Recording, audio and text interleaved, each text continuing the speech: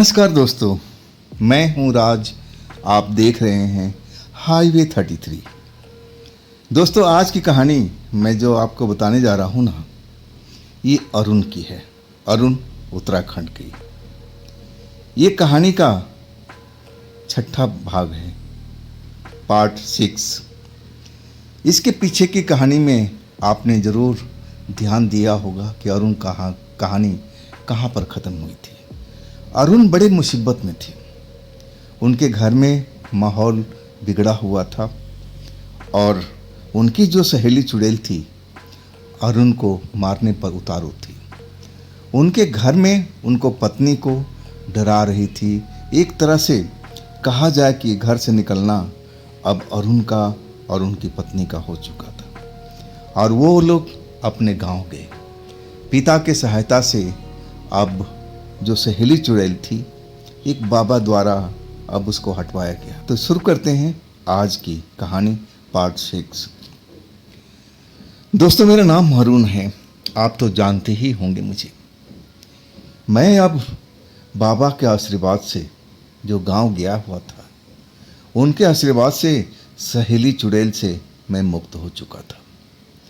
और वो जो कपड़ा मुझे दिए थे, जो कवच दिए थे, और वो एक तरह से मेरी जो दिव्या थी, मेरी फ्रेंड, मेरी प्रियतम, अब वो मुझसे दूर हो गई थी। लेकिन जब मैंने जल में प्रवाहित कर दिया उसको, इसके बाद दिव्या मेरे पास एक रात को आ गई थी। इसके बाद हमारा घर का माहौल बिल्कुल सब कुछ सही हो गया था, जैसे पहले था। अब मेरी पत्नी उस घर में खुश थी, मैं भी खुश था। सुबह अपना वक्त से ऑफिस निकलता और देर रात तक ऑफिस से घर आता। अब रोज़ का यही हमारा काम था, ऐसे ही चल रहा था। हम एक तरह से पति पत्नी अब उस दुष्ट आत्मा को भूल चुके थे और हमें लग रहा था कि बाबा जी के आशीर्वाद से वो दुष्ट आत्मा सहेली वो डर गई है, अब हमारे करीब बिल्कुल नहीं आएगी। और मुझे अपना दिव्या पर भरोसा भी था। अब दिव्या जब हमारे पास में आई ना, तो मैं तो बिल्कुल एक तरह से खुशी से उछल पड़ा था।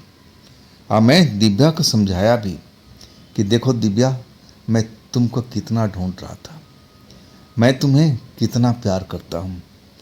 और दिव्या कहने लगी कि अब अरुण, ये जो तुमने काम किया है ना, इससे वो सहेली चुड़ैल तुम्हारी आज़ाद हो गई है। जैसे मैं अब आज़ाद हुई बाबा की कैद से, वो भी आज़ाद हो गई है। अब तुम्हें सतर्क रहना पड़ेगा। लेकिन अब जो अरुण थे ना, किसी चीज़ की परवाह नहीं कर रहे थे। एक तरह से मैं किसी चीज़ का भी परवाह नहीं कर रहा था और मैं अब देर रात तक ऑफिस में बैठा रहता, हिसाब किताब देखता, घर आता, कहीं भी आता जाता, मुझे अब डर नहीं लगता था। अब मेरे घर में पत्नी एकदम सुरक्षित थी, उसको भी कोई डर वाली बात नहीं दिख रही थी। और इस तरह करते करते अब 3 महीना हमारा बीत चुका था। और इसके बाद हमारे बाबूजी माँ भी हमारे इस घर पर आए। एक बार हम भी दोबारा से अपने गांव भी गए थे अपने पत्नी को लेकर के। और ये टाइम जो आया ना, मुझे एक पार्टी से मिलने के लिए बाहर गांव जाना था। अब मैं सोच रहा था कि दिव्या को अपने बाबूजी के घर छोड़ाऊँ गांव में, या फिर कैसे करूं, कुछ समझ में नहीं आ रहा था। कि मैं जा रहा था ना, तो हफ्ता दिन मुझे लग ही जाता। जिस पार्टी से मुझे मीटिंग करना था वो दूर था। 2 दिन तो आने जाने में ही खर्च हो जाता। इसके बाद उस शहर में मैं रुकता भी। इस तरह मुझे लग रहा था कि हफ्ता दिन का कार्यक्रम होगा ये। और हफ्ता दिन मेरी पत्नी इस घर में अकेले कैसे रहेगी मेरे बिना, मुझे समझ में नहीं आ रहा था। मैं अपने पत्नी को बात किया तो कहने लगी कि मैं भी तुम्हारे साथ चलती हूँ। अजी भाई, बहुत दूर का सफ़र, और ऊपर से मैं अब पार्टियों से मिलना है, पत्नी के साथ में कहाँ लेकर घूमता रहूँगा। मैं अपनी पत्नी को समझाया कि देखो, मैं कोई घूमने फिरने थोड़ी जा रहा हूँ, हवा पानी खाने थोड़ी जा रहा हूँ, बदलने नहीं जा रहा हूँ। मैं अपना ऑफिस से काम से जा रहा हूँ। मुझे वहाँ लोगों से मिलना है, बातचीत करना है। काम समझना है, समझाना भी है, और तुम उसमें क्या करोगी? ऐसा करो, या तो तुम यहीं पर रहो, या फिर तो कहो तो मैं अपने बाबूजी घर छोड़ाऊँ। दोनों में से एक तो करना ही पड़ेगा। लेकिन ना वो तो घर छोड़ना चाहती थी, ना बाबूजी के घर जाना चाहती थी। मैं थोड़ा परेशान था। अब टाइम नज़दीक आता जा रहा था। अब मैं उससे पूछता था कि बोलो तुम, अब कोई फैसला तो करो, गांव में चलना है या यहाँ पर रहना है 1 हफ्ता अकेले। अब वैसे कोई डर नाम का कोई चीज़ नहीं थी। मेरी जो दिव्या थी, आत्मा, वो हमेशा मेरे साथ में थी। अब मैंने उससे भी बात किया था। वो भी कहने लगी कि आप अरुण जा सकते हो, मैं तुम्हारी पत्नी की रखवाली करूँगी, ऐसा कुछ नहीं होने दूंगी, आप डरो मत, अगर आपको जाना है तो जा सकते हो। लेकिन मैं थोड़ा मन में सोच रहा था कि नहीं, दिन के टाइम तो जैसे तैसे मेरी पत्नी काट लेगी, लेकिन रात के टाइम में ज़रा सा भी आहट होता है ना तो डर जाती है। ऐसे रखना ठीक नहीं है। आखिरकार मैं अपनी पत्नी से फाइनल बात करने के लिए पहुंच गया। अब बोला कि देखो, अब मेरे पास में वक्त नहीं है, मैं कल शाम को निकल जाऊंगा। अगर तुम्हें इस घर में रहना है तो मुझे नहीं लग पा रहा है कि तुम रात में रुक पाओगे। डर तुम्हें आज भी लगता है। तब वो मान गए, कहने लगे ठीक है, हम चलते हैं गांव मुझे छोड़ दो बाबूजी के घर पर। अब फिर मैंने वही किया। अपनी पत्नी को लेकर के अब मैं बाबूजी के घर पहुंच गया था। अब बाबूजी को समझा दिया कि मैं बाहर गांव जा रहा हूं, अब हफ्ता दिन तो लग ही जाएगा। बाबूजी ने मुझे पूछा कि बेटा सब कुछ सही तो है ना, ऐसी कोई दिक्कत कोई परेशानी तो नहीं है ना? मैंने बोला नहीं बाबूजी, अब सब कुछ सही चल रहा है। हाँ, मैं किसी काम से ही जा रहा हूँ, बाहर में ऑर्डर लेना है, आप समझ रहे हो। बाबूजी खुश थे, कहने लगे ठीक है अरुण, जाओ आप, भगवान आपका रक्षा करेगा। और इसके बाद हम गांव से निकल लिए थे। अब मुझे अपने घर में जब पहुँचे तो रात का करीब 11 बज रहा था। अब पत्नी तो मैं गांव में छोड़ आया, और ये घर बिना पत्नी का बिल्कुल सूना लग रहा था। मैं किचन में गया, कुछ खाने पीने का व्यवस्था देखने लगा, और जो भी ड्राई फ्रूट वगैरह था मैं ले करके अब सोफे पर आ चुका था। बोतल भी उठा लाया। अब बोतल तो लेके आ गया, लेकिन रोकने वाला कोई नहीं था। पत्नी तो अब गांव पहुंच गई थी। अब मुझे उसकी कमी खल रही थी। अब मुझे आज एहसास हुआ ना कि पत्नी के बिना घर बिल्कुल भूत की तरह होता है, भूतहा घर होता है। मुझे इस चीज़ का आज अंदाज़ा हो रहा था। और फिर मैं बोतल खोल करके बैठ चुका था।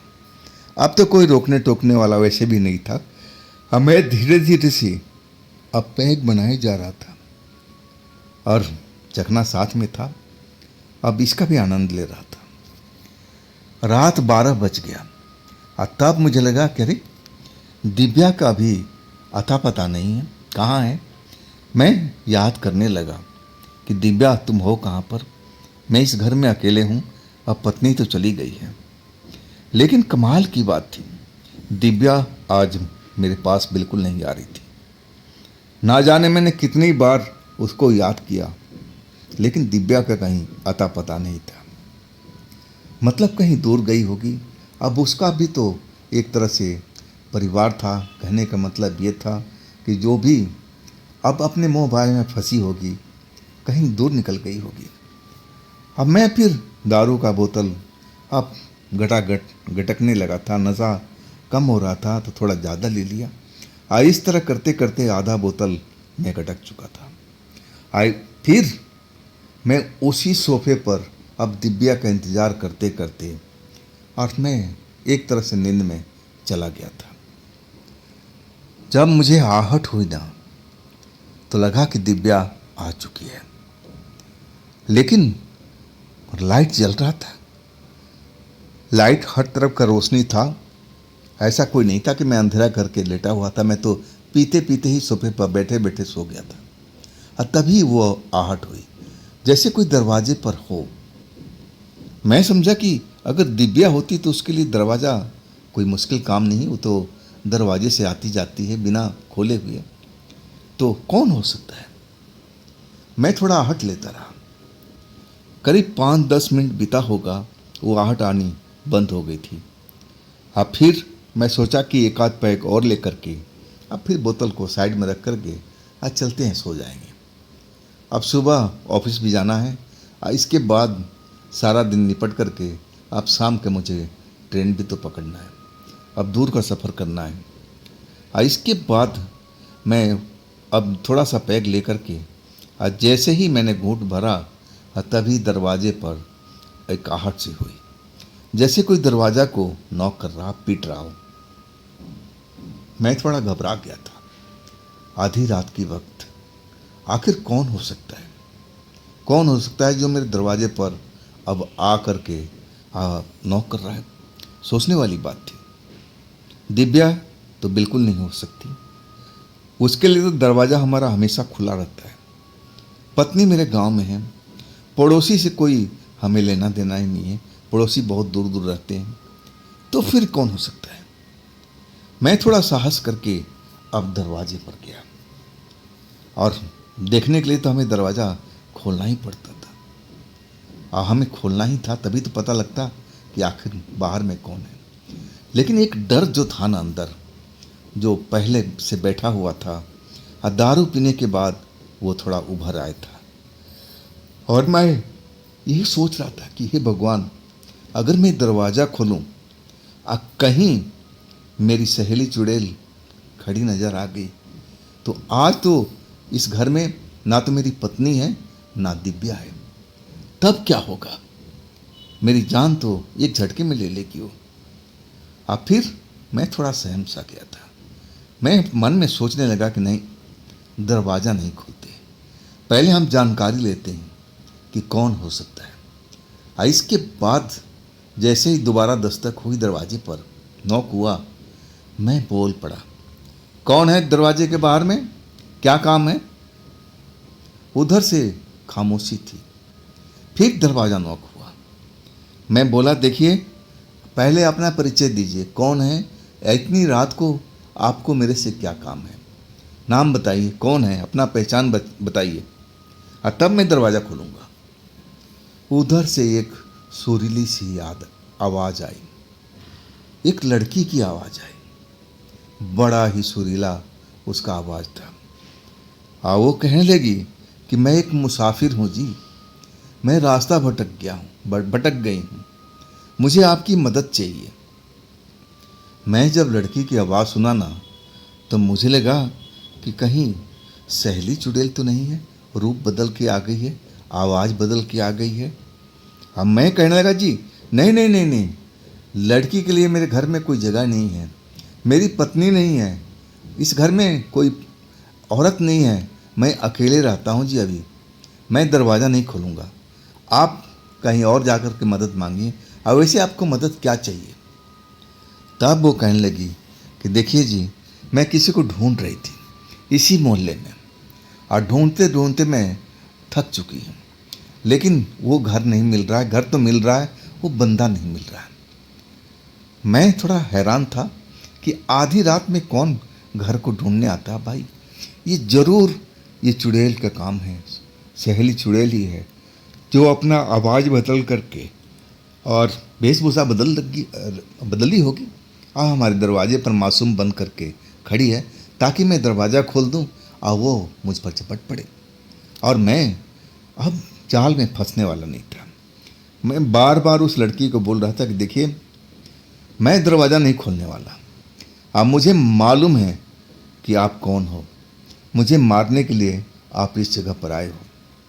और जैसे ही ये बात बोला ना, उधर से जो लड़की थी बार बार कसम खाने लगी कि मैं भटकी हुई हूँ जी, रास्ता मुझे मालूम नहीं है, आधी रात से ऊपर हो चुका है, और मैं आपसे मदद मांगने आया हूँ, आप दरवाज़ा खोल दीजिए, मुझे रात गुजारनी है, और इसके बाद मैं अपने रास्ते चली जाऊँगी। बार बार लड़की मिन्नत कर रही थी।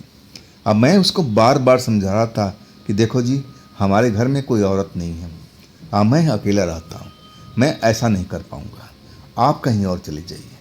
लेकिन वो लड़की मेरे दरवाजे से टस से मस नहीं हो रही थी।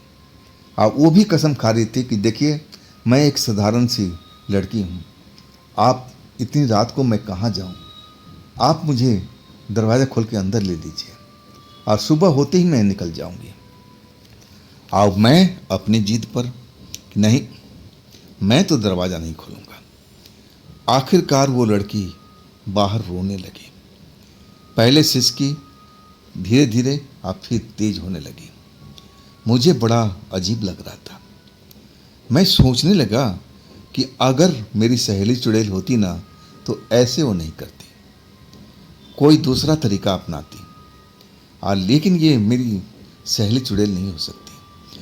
आज दिव्या भी तो घर में नहीं थी। मैं दिव्या को मन में याद करने लगा कि तुम हो कहाँ पर भाई, जल्दी आओ, मुझे तुम्हारी सहायता की ज़रूरत है। देखो एक लड़की दरवाजे पर है और वो परेशान है, रास्ता भटक गई है, अब इतनी रात को कहाँ जाए बेचारी। अब मैं क्या करूं? यही सब मैं दिव्या को बुलाने की कोशिश कर रहा था, लेकिन दिव्या का कहीं अता पता नहीं। ज़रूर कहीं दूर चली गई होगी, तभी नहीं आ रही है। अब फिर वो जो लड़की थी ना, अब उसकी रुलाई मुझे साफ नज़र आ रही थी। सिसकी ले रही थी, बार बार करी थी कि जो सोच रहे हैं ना आप, मैं नहीं हूँ, मैं एक साधारण सी लड़की हूँ, आप दरवाज़ा खोल दीजिए, मैं अंदर आ जाऊँगी और सुबह होते ही मैं निकल जाऊँगी।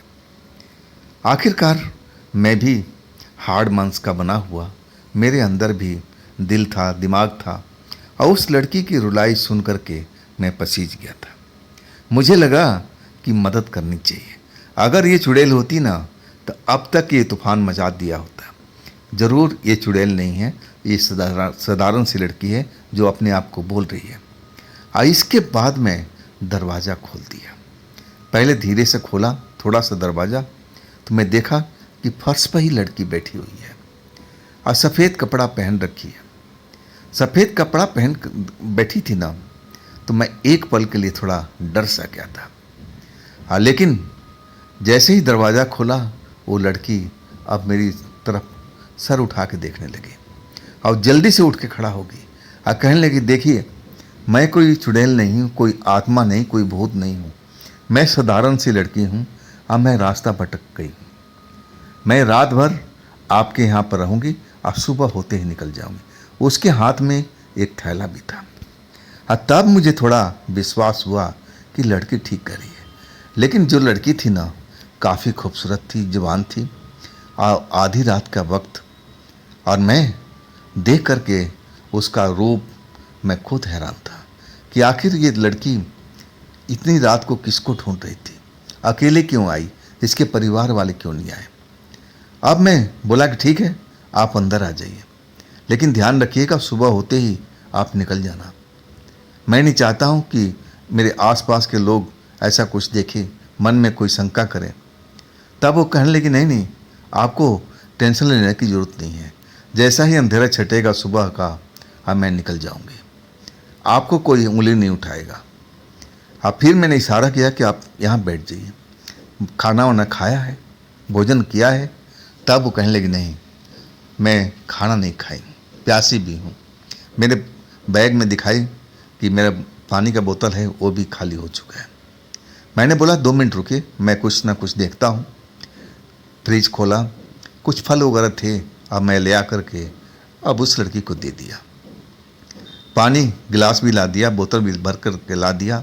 आप बोला कि आप आराम से आप इसको भोजन कीजिए, पानी पीजिए, और इसी सोफ़ा पर आप चाहें तो आराम कर सकती है, और नहीं तो मेरा बेडरूम है, आप बेडरूम में चले जाइए, मैं इसी सोफ़ा पर अब आराम कर जाऊंगा।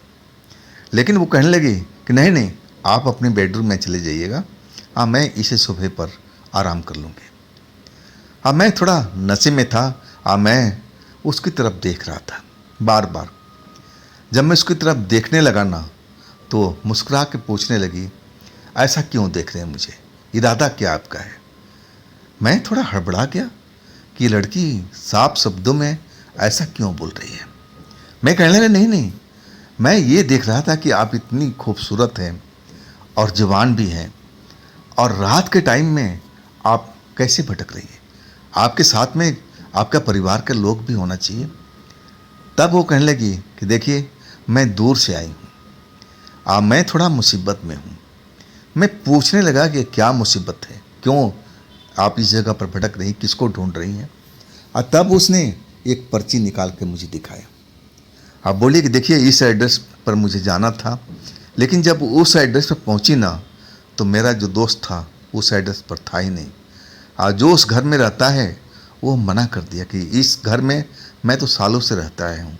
इसका मतलब जो मेरा फ्रेंड था ना, मेरे साथ दगाबाजी किया है और मैं फंस चुकी हूँ। मैं अपने घर से भाग के आई हूँ। उस साफ शब्दों में उस लड़की ने बताना शुरू कर दिया। मैं मामला थोड़ा समझ चुका था कि ये मामला प्यार का था। अब प्यार में ये लड़की धोखा खा चुकी थी। वो लड़का झूठ बोल रहा था और लड़की को इस शहर में बुला करके और दूसरे का एड्रेस लिखवा करके और खुद गायब हो चुका था। और ये लड़की अब इस जगह पर फंसी हुई है। इसके पास ना तो ज़्यादा खाने का कुछ है और ना पैसे हैं। अब बेचारी ये करेगी तो क्या करेगी। मुझे उस पर दया आने लगी। अब मुझे सोना भी था भाई, अब रात में मुझे ट्रेन भी पकड़ना था, सफ़र भी करना था। अब मैं कुछ समझ नहीं पा रहा था कि मैं इस लड़की को कैसे मदद करूं, क्या करूं। लेकिन वो लड़की मेरी तरफ देख देख करके मुस्कुराई जा रही थी और मैं नशे में था। अब मैं सोच रहा था कि ज़्यादा देर देखूंगा ना तो दिमाग कहीं ख़राब ना हो जाए। इसलिए मैं दूसरे सूबे पर चला गया जहाँ पर मेरा अभी सब कुछ सामान पड़ा हुआ था। अब मैं उसी सूबे बैठ गया जहाँ मैं ड्रिंक कर रहा था। मैं जल्दी से एक ड्रिंक बना लिया और गटक भी लिया।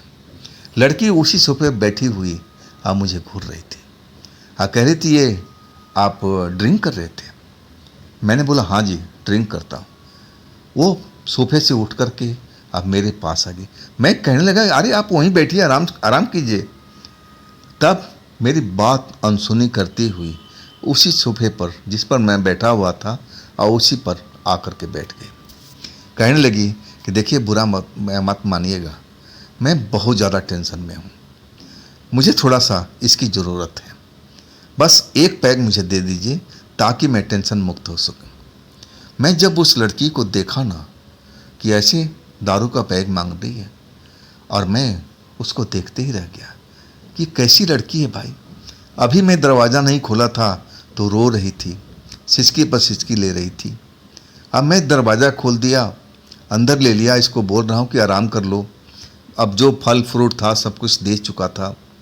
अब ये कह रही कि अब एक पैग मुझे भी दे दो, मैं टेंशन भूल जाऊंगी। मैं पूछने लगा क्या आप दारू पीती हैं? बोलती हाँ कभी कभी। मेरे जो पिता थे आर्मी से थे, घर में रम वगैरह हमेशा रहता था और मैं कभी कभी वो रम का पैग बना लिया करती थी जब मैं टेंशन में होती थी और पी करके आराम से मैं सो जाती थी, सब टेंशन मुक्त हो जाता था। तब मैं समझा कि अरे ये तो पहले ही से पीती आ गई, इसके लिए कोई नई बात नहीं है। लेकिन मैं उस रात को उस लड़की को देना नहीं चाहता था। अब मुझे अफसोस हो रहा था कि मैं दरवाज़ा क्यों खोला।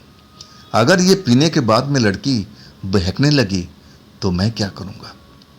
लेकिन वो लड़की जिद पर अड़ी रही कि आप साहब डरिए मत, मुझे बस एक पैग दे दीजिए। मैं अब क्या करता, दे दिया एक पैग और वो जल्दी से उस पैग को ख़त्म कर लिया। मैं थोड़ा सा ड्राई फ्रूट वगैरह भी था उसको दे दिया, ये भी लो। वो अभी तक मेरे सोफे भी बैठी थी, बगल में बैठी थी, थोड़ा सा गैप दे करके। मैं उसी के बारे में सोच रहा था कि ये लड़की सही में मुसीबत की मारी है। देखो इसके साथ में क्या धोखा हुआ, क्या छल हुआ। ये जिस लड़के को प्रेम करती थी और वो लड़का धोखा दे करके शहर में बुला लिया, ये लड़की भटक रही है। अगर इसको वापस नहीं भेजा गया तो इसके साथ कुछ बुरा भी हो सकता है। अब मैं सोचने लगा कि इसकी मदद कैसे की जाए। सुबह में मेरे पास वक्त नहीं था। मैं अगर वक्त होता ना तो इस लड़की को मैं पूरा मदद करता, इसको स्टेशन ले जाता, टिकट कटवाता, ट्रेन में बिठा करके और कुछ पैसे दे करके मैं इसको विदा कर देता। लेकिन सुबह मुझे किसी ज़रूरी काम से जाना था और उसके बाद मुझे ऑफिस, और फिर ऑफिस का सारा काम संभाल करके मुझे शाम की ट्रेन भी पकड़नी थी।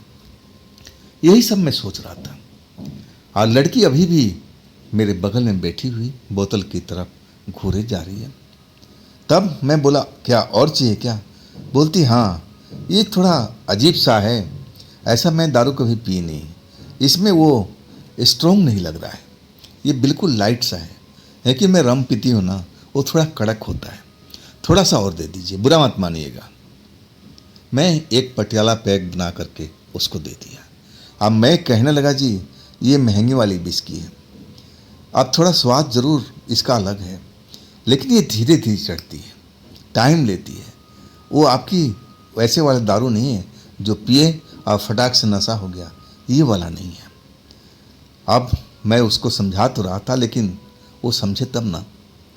अब वो पटियाला पैक भी एक झटके से ख़त्म कर दिया था। नमकीन पर अब खुद ही हाथ उसने बढ़ा दिया। मैं उसका हाथ रोका नहीं, प्लेट में उसके आगे कर दिया कि लो जी, जो खाना है खाओ आप। अब फिर मैं सोचने लगा कि अब मैं क्या करूं।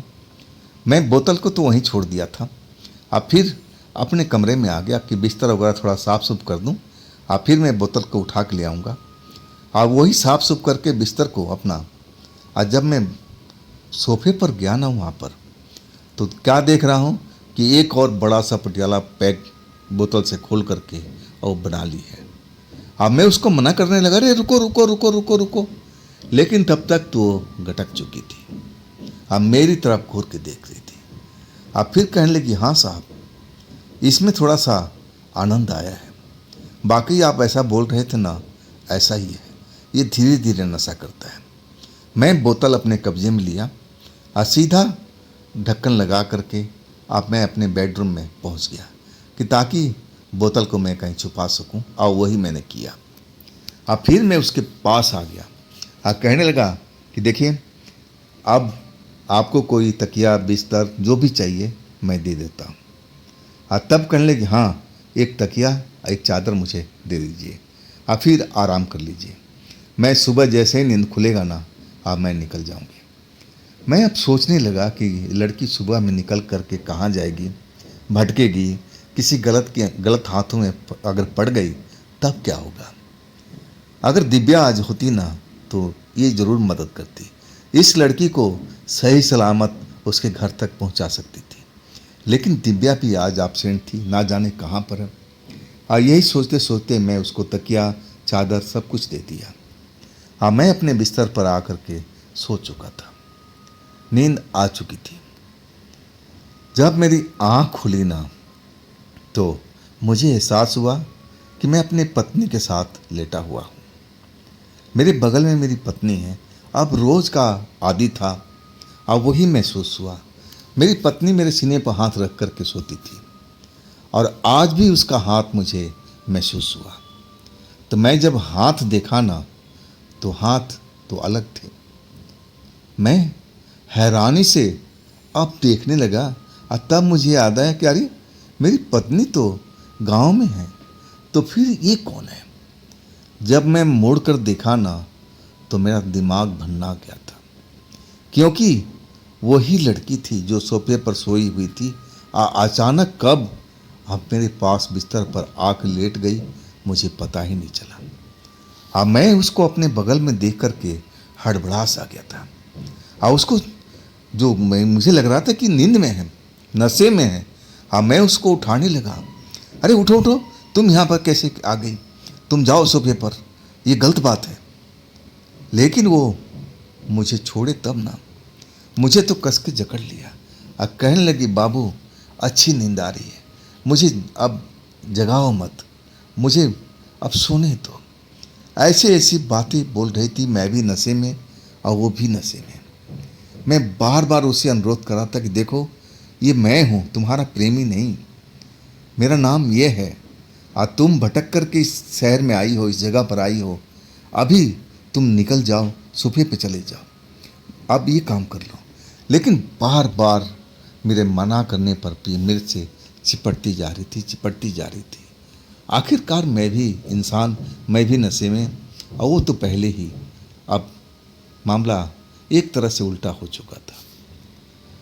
जब मुझे सही मायने में नींद खुली, इसके बाद तो हम सो चुके थे, आंख बंद हो गई थी। जब मेरी सुबह में नींद खुली ना, तो मैं देख करके दंग रह गया था। नशा उतर चुका था मेरा। अब मैं देख रहा हूँ कि जहाँ मेरी बीबी लेटती थी मेरे बगल में, अब वो अनजानी लड़की मेरे बगल में लेटी हुई है। शरीर पर एक वस्त्र भी नहीं है। अब मैं सब कुछ समझ चुका था कि रात में ये सब क्या हो गया, कैसे हो गया। सब नशे के होने के कारण में हुआ। हे भगवान, अब क्या करें। आखिरकार मैं उस लड़की को उठाया कि जल्दी उठो, कपड़े पहने अपना और चलो, सुबह पर चलो, सुबह हो गई है। लड़की झटके से उठी, खिड़की में से अब सुबह का उजाला दिख रहा था और कहने लगी, अरे सुबह होगी बाबू, और मैं इस बिस्तर पर कैसे आ गई। मैं खुद हैरान था। अब मैं कहने लगा कि मैं तुम्हें बार बार उठा रहा था कि तुम चले जाओ सोफे पर, लेकिन तुम तो मेरे से चिपट गई थी और तुमने फिर वही हरकत कर दी।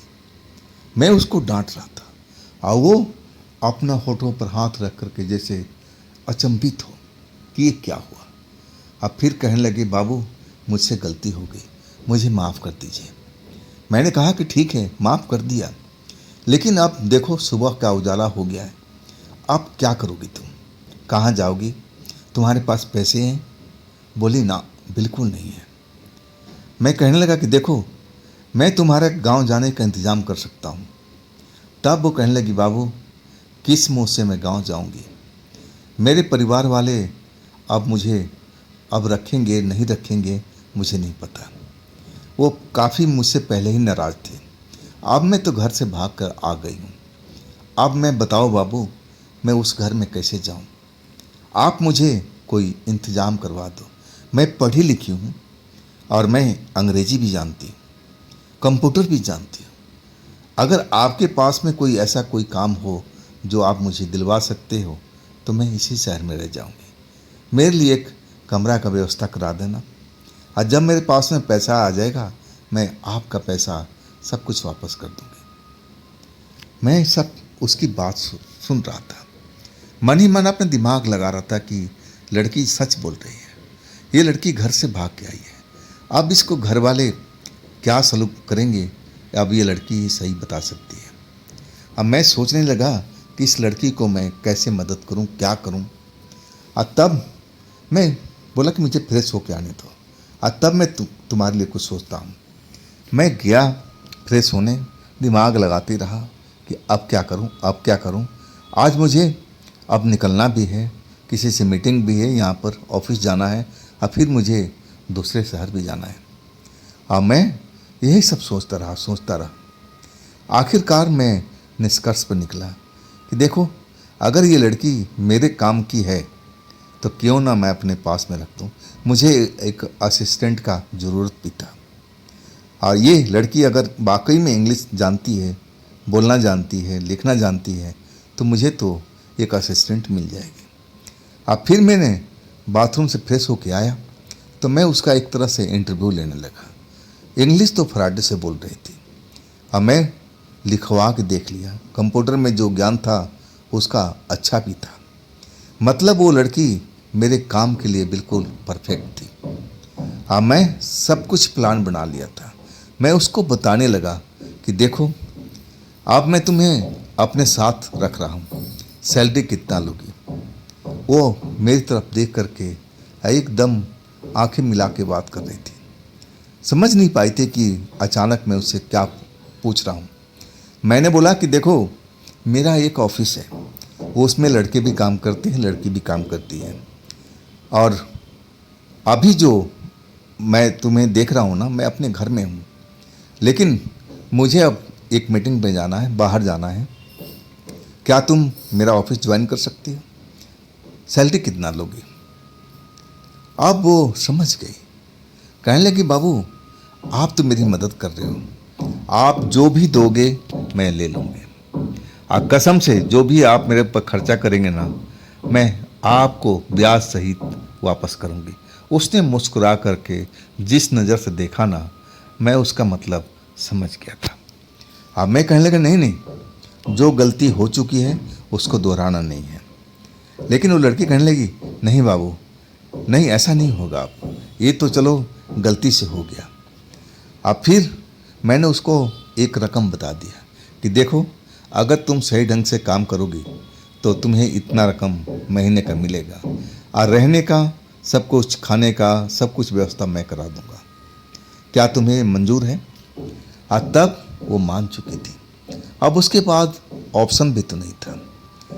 मैं पूरा उसका पेपर जो लेके आई थी सब कुछ चेक कर लिया, जो उसने बताया था सब कुछ था, सर्टिफिकेट उसका सब कुछ था। मैं बिल्कुल एक तरह से इंक्वायरी पूरी कर लिया था। अब इसके बाद मैंने उसको लेकर के अब अपनी कार में ऑफिस चला गया था। और जो मेरी लड़की वहाँ पे इंचार्ज थी, मैंने उससे मिलवाया और बताया कि ये लड़की जो भी कहानी था कुछ गोल मोल करके समझा दिया था। और उसको मैं अकेले में ले जा कर के पूरी कहानी बता दिया कि देखो, ये लड़की भटक करके आई है, प्यार में धोखा खाई हुई है, अभी हम लोग को सहारे की ज़रूरत है। अब तुम्हारे घर में तो जगह है ना, क्या इसको तुम अपने पास में रख सकती हो ना? वो सोचती रही, अब फिर कहने लगी, हाँ जी, आप कह रहे हो तो हम रख लेंगे। तब मैंने बोला, थैंक्स यार, तुमने मेरी सबसे बड़ी समस्या सुलझा दिया, क्योंकि मुझे अभी निकलना है, मीटिंग करना है, और फिर मुझे शाम की ट्रेन भी पकड़नी है। वो सब कुछ प्रोग्राम जानती थी, इंचार्ज थी एक तरह से हमारे ऑफिस की। आओ, कहने लगी, सर आप टेंशन मत लीजिए। और इसके बाद मैं सही मायने में मैं एक लंबी सांस लिया था कि चलो, अब लड़की सही ठिकाने पर पहुंच गई है, अब बेचारी अपना काम भी करेगी, रहने का इसको जगह भी मिल गया, अब मेरी भी टेंशन दूर हो चुकी थी। इसके बाद मैं शाम की ट्रेन पकड़ लिया था। ट्रेन में मैं ज़्यादा देर रात को जैसे ही ट्रेन निकलती ना, मुझे नींद आ चुकी थी, मैं सो गया था।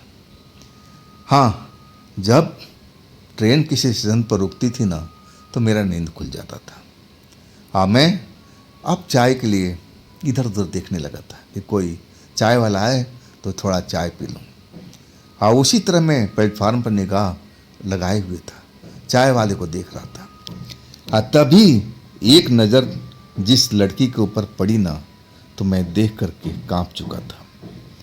वो लड़की मुझे बिल्कुल दिव्या की तरह लग रही थी, 100%। इस स्टेशन पर दिव्या क्या करने आई है इतनी रात को? मैं देखने लगा गौर से। सब कुछ कपड़ा जैसे सब कुछ वैसे ही था, पहनावा भी वही, और बाल जो खुली रखी थी वैसे ही थी।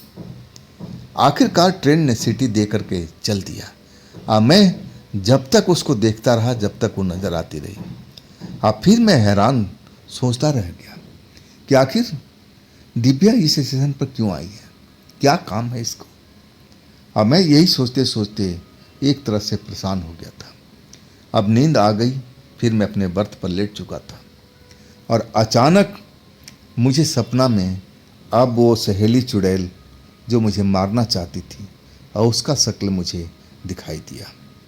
बड़ा ही डरावना ऐसा लग रहा था कि चलती ट्रेन में मेरे अब बर्थ पर आ गई है, मेरे सीने पर सवार होकर के मेरा गला दबा रही है। जैसे ही मैं अब बचाव के लिए अपना हाथ झटकता हूँ तो मेरी नींद खुल जाती है। जैसे ही नींद खुलती है ना, तो मैं हैरान रह जाता हूँ। वहाँ पर कोई होता ही नहीं है, बिल्कुल बगल के बर्थ पर लोग सोए हुए हैं, कोई नहीं था।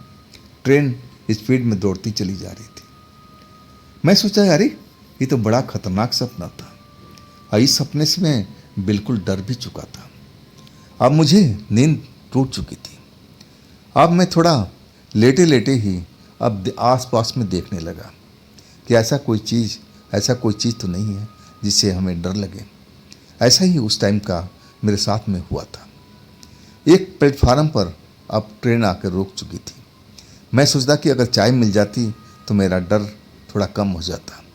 आज जैसे ही मैं प्लेटफार्म की तरफ देखना शुरू किया कि कोई चाय वाला आ जाए, तभी मैंने उस चुड़ैल को देखा, सहेली चुड़ैल को, जो एक खंभे के पास में अब मेरी तरफ खड़ी होकर के देख रही थी।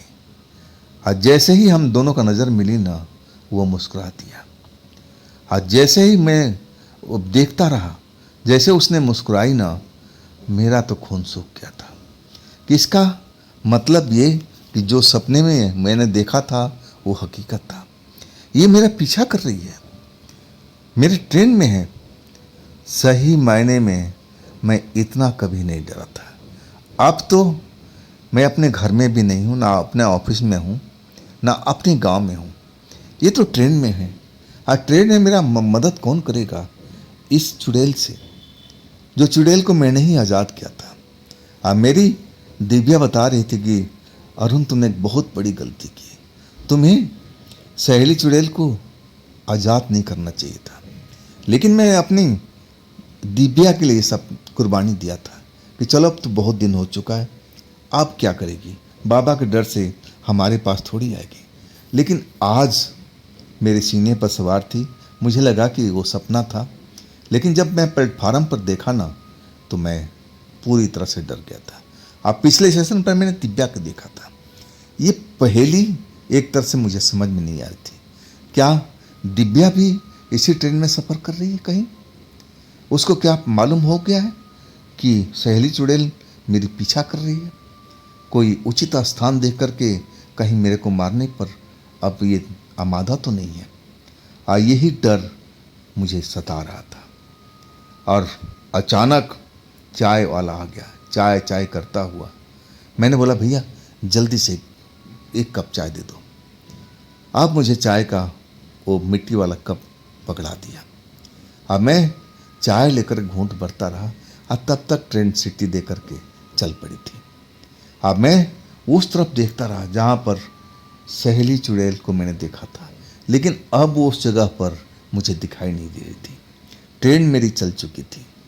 अब मैं अपने आसपास में देख रहा था कि कहीं इस बोगी में सवार तो नहीं है, इसी ट्रेन में नहीं तो चल रही है।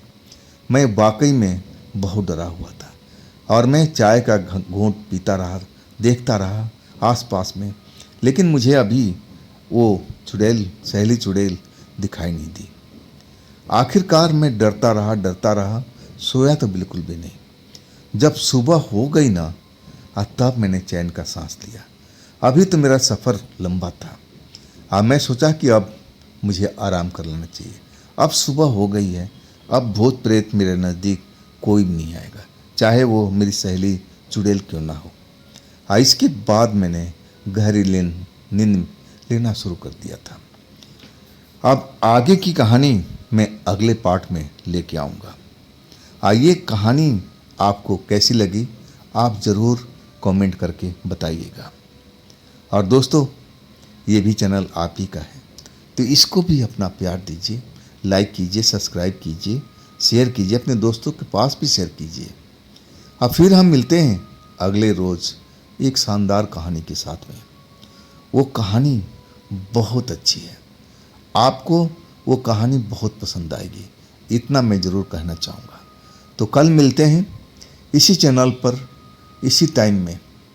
आप लोग अपना ख्याल रखिएगा। नमस्कार।